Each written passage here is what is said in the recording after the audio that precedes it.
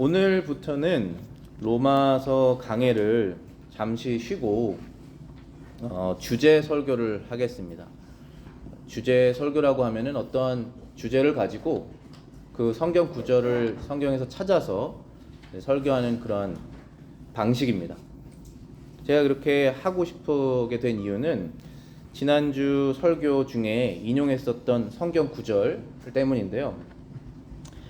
마태복음 5장 19절부터 20절에 이렇게 예수님께서 말씀하셨습니다. 그러므로 누구든지 이 계명 중에 지극히 작은 것 하나라도 버리고 또 그같이 사람을 가르치는 자는 천국에서 지극히 작다 일컬음을 받을 것이요 누구든지 이를 행하며 가르치는 자는 천국에서 크다 일컬음을 받으리라 라고 말씀하셨습니다. 그리고 그 다음 절에 예수님께서 너에게 이르노니 너희 의가 서기관과 바리새인보다 더 낫지 못하면 결코 천국에 들어가지 못하리라 라고 말씀하셨습니다. 천국에 들어갈 수 있는 사람은 서기관과 바리새인보다 나은 의, righteousness를 가지고 있는 사람만 들어갈 수 있습니다. 그런데 그 의는 아무도 없죠. 그렇게 완벽한 의는 아무도 없습니다. 그래서 원래는 아무도 천국에 들어갈 수가 없는 것인데 완전한 의를 갖고 계신 예수님의 의를 우리가 믿음으로 얻어서 하나님 나라에 들어가게 되는 것입니다. 그게 마태복음 5장 20절의 말씀이라면, 우리가 로마서 말씀 중에서 계속 발견했었던 그 말씀이라면 5장 19절에 있는 말씀은 우리가 천국에 이제 들어가게 된 사람으로서 천국에서 작은 사람이 아니라 큰 사람이 되려면 하나님의 말씀 중에 지극히 작은 것이라도 버리지 말고 지키고 행하고 가르치라. 그래야만 천국에서 큰 사람이 될 것이다 라는 것입니다. 우리가 신앙이 성장해야 됩니다. 성장하지 않으면 죽은 신앙입니다. 죽은 신앙은 없는 신앙이죠. 그렇기 때문에 신앙이 성장하고 하나님의 말씀을 점점 더 알아가면서 우리가 지키면서 생활하는 것입니다. 그러다 보면 우리가 천국에서 작은 사람이 아니라 큰 사람이 되는 것입니다. 천국에서 큰 사람이 되시기를 원하시는 분들은 그러한 삶을 사셔야 됩니다. 그래서 오늘부터 몇 주간 나누고 싶은 주제는 요즘에 오늘날 교회에서 무시되거나 가르쳐지지 않는 하나님의 계명들입니다. 때로는 이게 큰 계명이기도 하고 때로는 작은 계명이기도 하지만 어쨌든 가르쳐지지 않는 그런 계명들을 우리가 함께 살펴보기를 원합니다. 왜냐하면 그렇게 다 작은 계명까지도 무시되는 그런 계명까지도 우리가 가르치고 지키고 행해야만 천국에서 큰 사람이 된다라고 말씀하셨기 때문에 우리는 그런 큰 사람이 되기를 원하는 마음에서 주제를 정해서 말씀을 전해보겠습니다. 하나님께서 빌라델피아 교회를 칭찬하셨습니다. 내가 작은 능력을 가지고도 내 말을 지키며 내 이름을 배반하지 아니하였도다. 요한계시록 3장 8절입니다. 비록 작은 능력을 가지고 있는 빌라델피아 교회였지만 하나님께서 칭찬하신 이유는 하나님의 이름을 배반하지 않았다는 것입니다. 하나님의 이름을 배반하지 않았다는 것은 하나님의 말씀을 배반하지 않은 것입니다. 우리가 큰 능력이 없어도 작은 능력이 있어도 하나님의 말씀을 배반하지 않는다면, 하나님의 말씀 있는 그대로를 믿고 따른다면 우리는 하나님께서 크게 여겨주신다는 것입니다. 예수님께서 하나님의 말씀에서 지극히 작은 것까지 지키고 가르치는 사람이 천국에서 클 것이다 라고 하는 내용과 일치되는 것이죠. 세상에서의 큰 능력이랑 상관없이 하나님의 말씀을 신실하게 따르느냐 지키느냐가 천국에서의 크고 작다라는 것을 정해진다는 것이죠.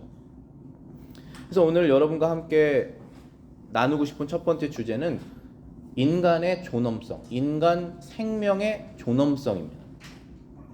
누군가가 여러분에게 인간이 존엄하냐라고 물으면 당연히 존엄하다고 말할 것입니다. 하지만 원하지 않는 임신으로 인해서 낙태를 하거나 안락사는 어떻게 생각하느냐 했을 때 의견이 갈리게 됩니다. 우리는 지금 여기에 한인 친목 단체, 사교 단체로 모여 있는 것이 아닙니다. 친한 사람들끼리, 한국 사람끼리 한국 음식 먹고 그런 교제하고 싶어서 외로움을 달래기 위해서 모여 있는 단체는 아닙니다. 그러한 부기능이 따라오긴 하지만 우리는 하나님의 백성으로서 지금 모여 있습니다. 천국 시민으로서 모여 있습니다.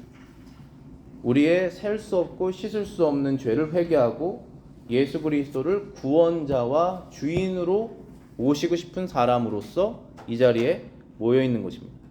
우리는 각자의 개인 의견을 주장하고 실현하기 위해서 이 자리에 모여 있는 것이 아닙니다. 우리는 하나님의 계명이 무엇인지 알기를 원하고 같이 배우기를 원하고 함께 실천하기를 원해서 이 자리에 모여 있는 것입니다. 오늘 우리는 하나님의 말씀에서 인간의 생명의 존엄성을 확인하고 낙태나 안락사가 하나님의 율법을 어기는 죄라는 사실을 알기를 원합니다. 안락사라는 말이 요즘에는 존엄사라는 말로 불리기도 하는데요. 자신의 삶을 스스로 존엄하게 끝내겠다라는 뜻입니다. 그러나 하나님께서는 이 안락사를 악한 죄라고 여기십니다. 왜냐하면 생명을 주신 하나님 앞에서 스스로의 생명을 끊는 행위는 죄이기 때문입니다. 며칠 전 신문 기사에 2월 10일에 안락사를 위해서 인천공항에서 스위스로 가려고 했었던 60대 남자가 경찰이 설득해서 마음을 돌리고 가족으로 돌아가는 사건이 있었습니다. 왜 스위스로 가려고 했냐면은 스위스에서는 현재 의사가 환자에게 약물을 직접 투입하는 방식의 안락사는 불법이지만 의사의 도움을 받아서 환자가 스스로 약물을 투입하는 것을 조력자살이라고 하는데 그것을 허용하는 그런 나라입니다. 불치병 진단을 받은 60대 남자가 유서를 남기고 떠나는 것을 간신히 가족이 유서를 발견해서 비행기 이륙 15분 전에 경찰이 그의 마음을 돌릴 수 있었다고 합니다. 사람들은 다 자기 이유가 있어서 살아갑니다. 인생을 살아가는 이유가 다 다양합니다. 또한 사람들은 각자 다른 이유로 삶의 소망을 잃기도 합니다. 그리고 적지 않은 사람들이 스스로 목숨을 끊기도 합니다. 그런데 우리가 잊지 말아야 될 것은 우리에게 생명을 주신 분이 하나님이시고 우리에게 생명을 걷어가시는 분도 하나님이시라는 사실입니다. 즉 우리의 생명의 소유권, 내 생명의 주인이 누구시냐 했을 때 내 자신이 아니라 하나님이라는 사실을 알아야 됩니다. 아무도 스스로 생명을 버릴 수 없습니다. 왜냐하면 생명은 자신의 것이 아니기 때문입니다. 전 재산과 자녀 10명을 동시에 잃은 욥은 슬픔 가운데서 올바른 고백을 하였습니다. 욥기 1장 21절입니다. 이르되 내가 모태에서 알몸으로 나왔은즉 또한 알몸으로 그리 돌아갈지라. 주신 이도 여호와시요 거두신 이도 여호와시니 여호와의 이름이 찬송을 받을지니라. 욥이 올바른 고백을 하였습니다. 그 후에 이제 욥에게도 피부병이 심하게 와서 온몸에 종기가 나서 그릇으로 자신의 피부를 긁었다라고 성경에 기록하고 있습니다. 그때 그 처참한 상황, 처참한 모습을 보고 그의 아내가 욥에게 이렇게 말합니다. 당신이 그래도 자기의 온전함을 굳게 지키느냐? 하나님을 욕하고 죽어라. 욥기 2장 9절에 기록되어 있습니다. 그때 욥이 그 아내에게 대답하기를 그대의 말이 한 어리석은 여자의 말 같도다. 우리가 하나님께 복을 받았은즉 화도 받지 아니하겠느냐 하고 이 모든 일에 욥이 입술로 범죄하지 아니하니라. 욥은 자신의 생명을 스스로 끊지 않은 것도 물론이고 하나님께서 인간의 생사화복을 주관하시는 분이라는 사실을 알고 올바르게 고백했습니다. 욥의 어리석은 아내는 세상 사람들의 모습을 대변합니다. 그녀는 비록 하나님의 존재는 인정하고 있을지라도 고난 중에 하나님을 욕할 이유, 스스로 목숨을 끊을 권리가 있다라고 믿는 사람입니다. 이렇게 사람은 각자 자신이 믿는 대로 살아갑니다. 그러나 하나님의 사람은 하나님의 뜻대로 생각하고 하나님의 뜻대로 말하고 행동해야 되는 것입니다. 하나님의 사람은 자신의 목숨을 스스로 버릴 권리가 없다는 것을 압니다. 출애굽기 20장 13절 말씀에 살인하지 말라. 이 말씀을 우리 스스로 어길 수 없기 때문입니다. 더욱 잊지 말아야 할 것은 믿는 사람이든 믿지 않는 사람이든 그 영혼이 죽음 후에 영원하다는 사실입니다. 전도서 12장 7절입니다. 흙은 여전히 땅으로 돌아가고 영은 그것을 주신 하나님께로 돌아가기 전에 기억하라. 흙은 여전히 땅으로 돌아가고 영은 그것을 주신 하나님께로 돌아가기 전에 기억해라. 그러니까 우리가 잊지 말아야 될 것은 우리의 몸이 죽어서 흙으로 돌아가도 우리의 영혼은 소멸되지 않고 죽지 않는다는 것입니다. 영혼을 창조하신 그 하나님께로 돌아가게 된다라고 하는 이 진리를 알아야 된다는 것입니다. 그렇기 때문에 죽음이 끝이 아니라는 사실을 알아야지 자신의 생명을 스스로 끊지 않게 되는 것입니다. 땅에 묻힌 모든 사람은 예수님의 심판을 받게 될 것이다 라고 성경에 기록되어 있습니다.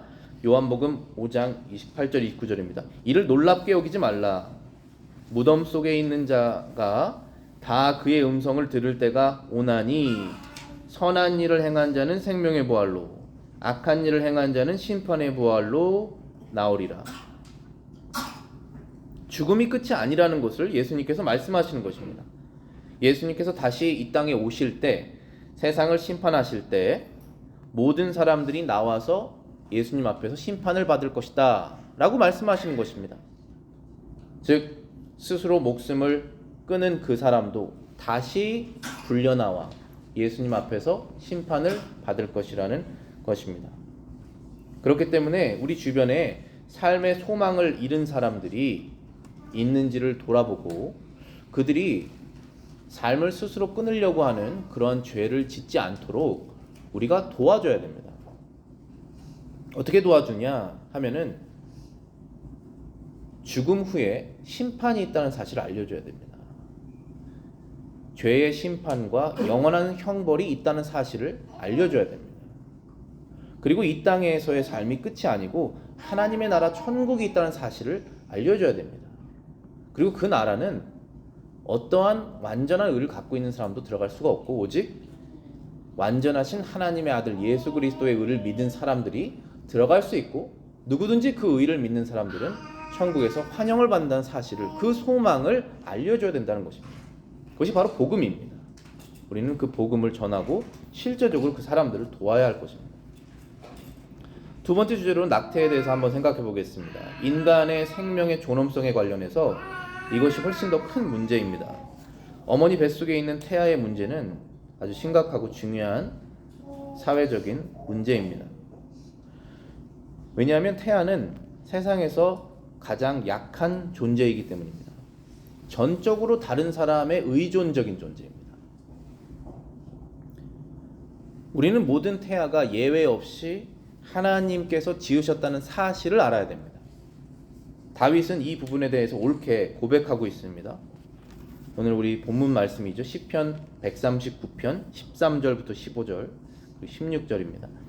주께서 내 내장을 지으시며 나의 모태에서 나를 만드셨나이다. 내가 주께 감사함은 나를 지으심이 심히 기묘하심이라. 주께서 하시는 일이 기이함을 내 영혼이 잘 아나이다. 내 형질이 이루어지기 전에 주의 눈이 보셨으며 나를 위하여 정한 날이 하루도 되기 전에 주의 책에 다 기록되어 있나이다. 여기 16절에 사용되어 있는 내 형질이 이루어지기 전에 라고 하는 그 원어는 formless, 그러니까 아무런 모양이 없는 상태를 말합니다. 아무런 모양이 없는 그런 상태에 있을 때, 어머니 뱃속에 있을 때 하나님께서는 다윗을 알고 계셨다라고 말씀하고 계십니다. 그의 태어나는 날을 정하시고 태어나기도 전에 다윗을 알고 계셨다라고 말씀하고 계십니다. 예레미야 선지자 우리가 기억하실 것입니다. 예레미야 선지자를 하나님께서 선지자로 사용하시기를 원하셨을 때 예레미야를 부르셨습니다. 그때 이 말씀하셨습니다. 내가 너를 모태에 짓기 전에 너를 알았고 내가 배에서 나오기 전에 너를 성별하였다. 너를 여러 나라의 선지자로 세웠노라. 예레미야가 말을 잘 못했던 사람인 것 같습니다. 하나님께서 예레미야를 선지자로 선택하셨을 때 나는 말이 서툴러서 선지자가 될 수 없습니다. 이렇게 말했습니다. 그랬더니 하나님께서 예레미야를 설득하기 위해서 이 말씀을 하신 것입니다. 모태에 내가 너를 짓기 전에 내가 너를 만들기 전에 내가 너를 알았고 너가 출생되기 전에 내가 너를 거룩하게 구별했다. 그것은 이미 내가 정한 것이고 그 이유를 위해서 내가 너를 태어나게 한 것이다. 라고 말씀하셨습니다. 이처럼 하나님께서 모태에 생기는 모든 태아를 지으시는 분이라는 사실을 우리는 알아야 된다는 것입니다. 그가 지으셨기에 아신 것이고 그가 지으셨기에 목적이 있으시고 그가 지으셨기에 그 태아는 여호와 하나님의 소유입니다. 우리의 생명이 하나님의 소유인 것과 동일하게 모든 태아는 하나님의 소유입니다. 따라서 태아의 생명을 끊게 하는 것은 하나님의 소유인 생명을 빼앗는 죄악인 것입니다. 더욱이 우리 이웃 중에 약한 사람을 우리가 도와야 되는데 우리 이웃 중에 가장 약한 사람이 바로 태아죠. 그 태아의 생명을 보존하지 않는 것은 우리의 죄라는 것입니다. 태아는 모든 사람과 동일하게 영적인 존재라는 사실을 우리는 기억해야 됩니다. 우리 사람이 영이 있습니다. 몸이 있고 그 안에 영이 있습니다. 이 영 때문에 사람이 존귀한 것입니다. 동물은 영이 없고 사람은 영이 있습니다. 그래서 동물은 죽여도 되고 사람은 살인하면 안 됩니다. 하나님의 영이 있기 때문입니다. 창세기 1장 27절에 하나님께서 자기 형상 곧 하나님의 형상대로 사람을 창조하시되 남자와 여자를 창조하셨다라고 되어 있습니다. 하나님께서 사람을 제일 처음에 창조하셨을 때 자기 형상 곧 하나님의 형상대로 사람을 창조하시되 남자와 여자를 창조하셨다 하셨습니다. 이 형상이라고 하는 이 한자가 모양이라고 하는 그런 뉘앙스가 있기 때문에 하나님께서 어떤 모양이 있으신가라고 생각할 수 있지만 영어로는 이미지라고 하는 단어로 사용되어서 하나님의 캐릭터, 하나님의 거룩하신 그 영적인 특성들을 사람이 가지고 태어났다는 것입니다. 그래서 사람은 영혼이 있습니다. 그리고 하나님께서 창조하셨을 때 영혼을 부여하셨고 남자든지 여자든지 둘 중에 하나로 창조하셨다라고 하나님께서 말씀하십니다. 우리 엘리사벳을 기억하실 것입니다. 세례 요한의 어머니. 그 엘리사벳이 요한을 가졌을 때 요한은 그의 영으로 하나님의 성육신 하신 예수님을 기뻐했습니다. 성경은 그것을 기록하고 있습니다. 엘리사벳이 임신 6개월 때라고 증거하고 있습니다. 누가복음 1장 36절에 이가 이미 6달이 되었다라고 엘리사벳의 임신을 말하고 있습니다. 그리고 누가복음 1장 41절부터 42절 그리고 44절에 말씀하시기를 엘리사벳이 마리아가 문안함을 들을 때 아이가 복중에서 뛰노는지라 엘리사벳이 성령의 충만함을 받아 큰 소리로 불러 이르되 여자 중에 내가 복이 있으며 내 태중에 아이도 복이 있도다. 마리아를 향해서 얘기하는 것이죠. 마리아가 가지고 있는 예수님에 대해서 말하고 있는 것입니다. 보라, 내 문안하는 소리가 내 귀에 들릴 때 아이가 내 복중에서 기쁨으로 뛰놀았다. 엘리사벳이 성령으로 충만했을 때 그 동일한 성령으로 충만해진 세례 요한이 뱃속에서 6개월 된 그 아이가 기쁘게 뛰놀았다라고 말하고 있는 것입니다. 성령의 감동을 받아서 누가가 복음서를 작성했을 때 어머니 복중에 있었던 6개월 된 요한을 아이라는 단어로 표현했습니다. 태아라는 단어로 표현하지 않았고 아기라는 단어로 표현했습니다. 같은 복음서에 천사들이 예수님의 탄생을 목자들에게 전할 때 또 같은 단어를 썼습니다. 너희가 가서 강보에 쌓여 구유에 누워있는 아기를 보리니 이것이 너희에게 표적이니라 하였습니다. 어머니 복중에 있는 아기나 태어난 아기나 똑같은 단어를 사용했습니다. 아기라는 단어를 사용했습니다. 왜냐하면 그가 가진 생명의 가치가 동일하기 때문입니다. 그가 가진 생명의 존엄성은 그의 몸의 형성에 있지 않고 그가 가진 하나님의 형상에 있기 때문입니다. formless, 형상이 만들어지기 전에 하나님께서 영혼을 부여하셨고 그 영혼에 인간의 존엄성의 가치가 있기 때문에 하나님께서 그 태아를 가치 있게 보시는 것입니다. 미국의 2022년에 연방 대법원에서 로웨이드 낙태 합법화 판결, 그것이 49년 만에 폐기됐습니다. 50년 정도가 지났습니다. 미국에서. 이 50년 동안 6,300만 명에 넘는 태아가 죽임을 당했다고 합니다. 6,300만 명이 얼마나 많은 숫자냐면은 지금 대한민국 남한, 대한민국의 인구보다 더 많은 숫자입니다. 지금 현재 워싱턴주, 오레건, 캘리포니아, 아이다호, 네바다, 유타에 살고 있는 모든 사람 인구 다 합친 것보다 더 많습니다. 그렇게 많은 태아가 49년 동안 죽었습니다. 그렇게 많은 아이가 죽어야 되는 이유는 무엇이었을까요? 왜 그렇게 많은 아이가 죽어야만 했습니까? 아주 매우 특수한 상황 빼고는 소위 경제, 사회적 이유 때문에 죽은 것입니다. 경제적인 이유, 사회적인 이유 때문에 아이들이 죽은 것입니다.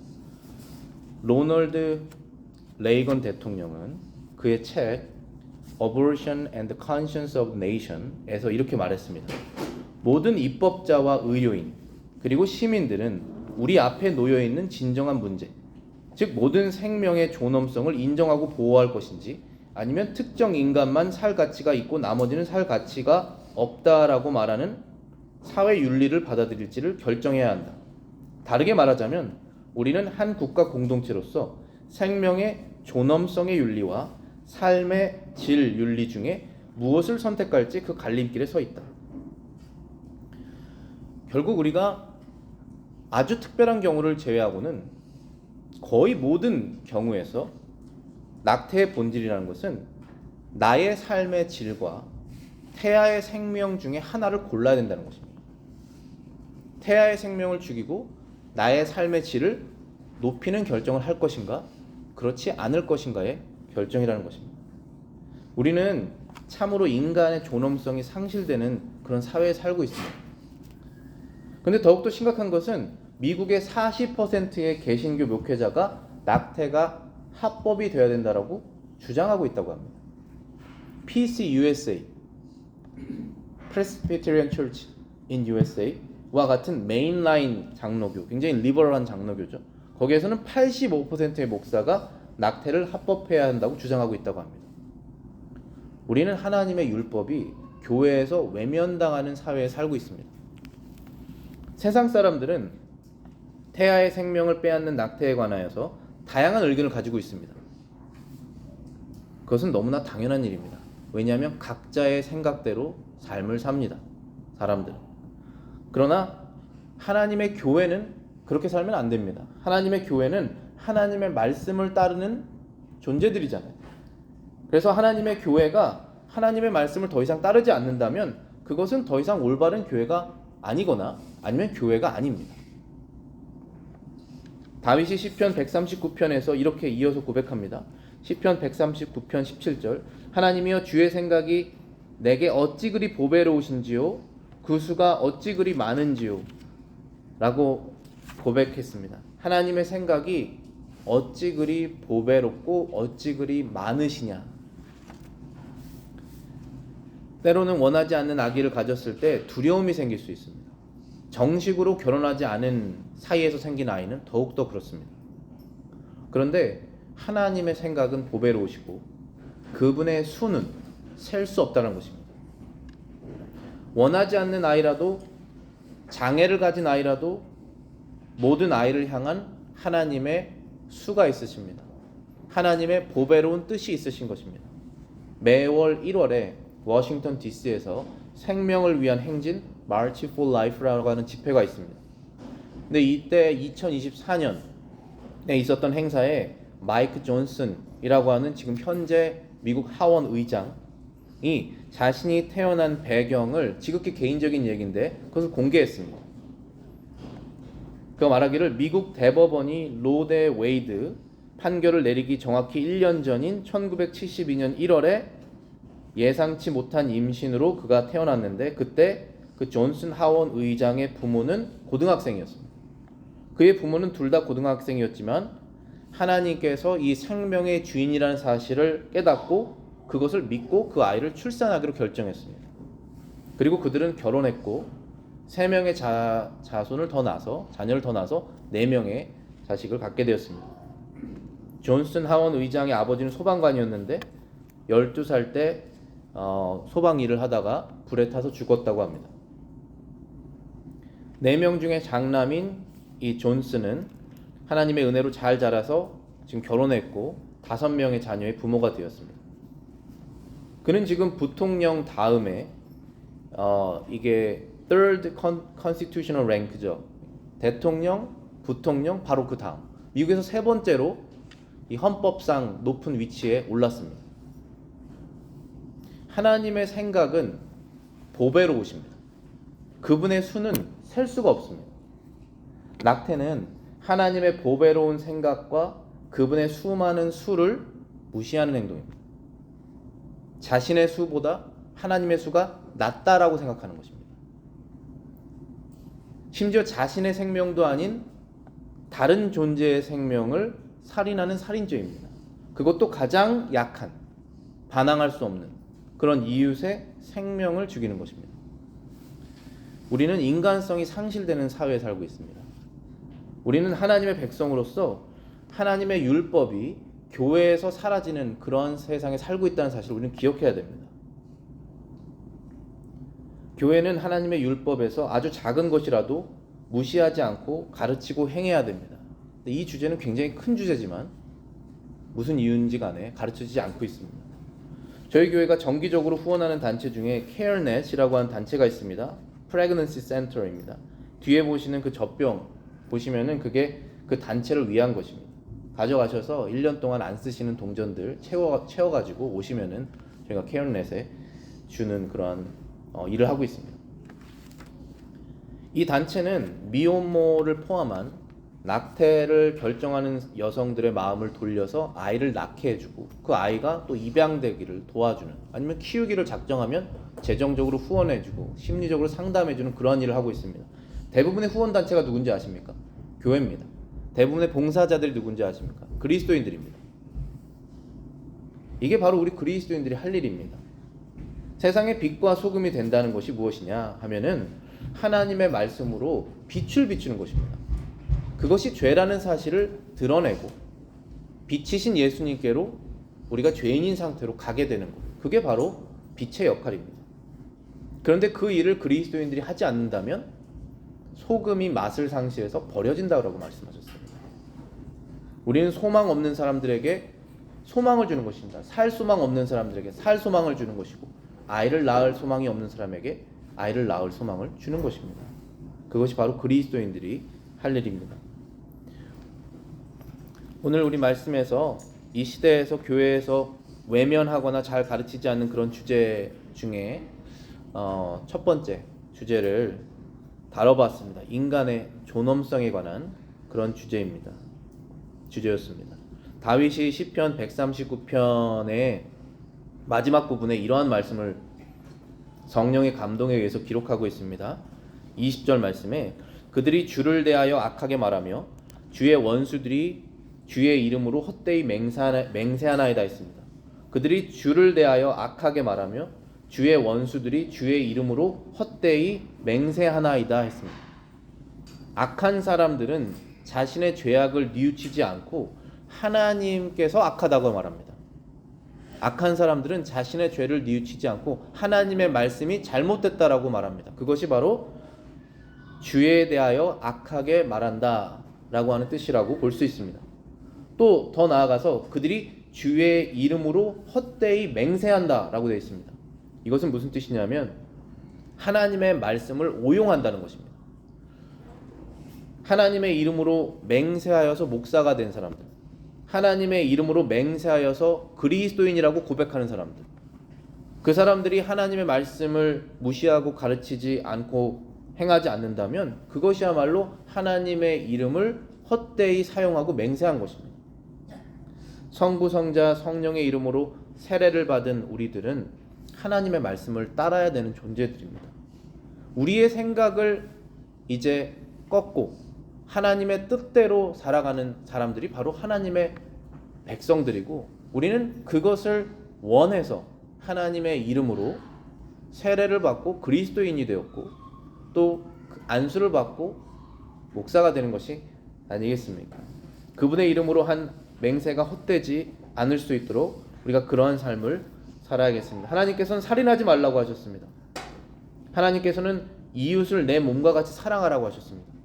우리는 이 말씀을 머리로만 하는 것이 아니라 실제로 마음으로 믿고 그것을 가르치고 그것을 실천하는 그런 삶을 살아야겠습니다. 기도하고 마치겠습니다.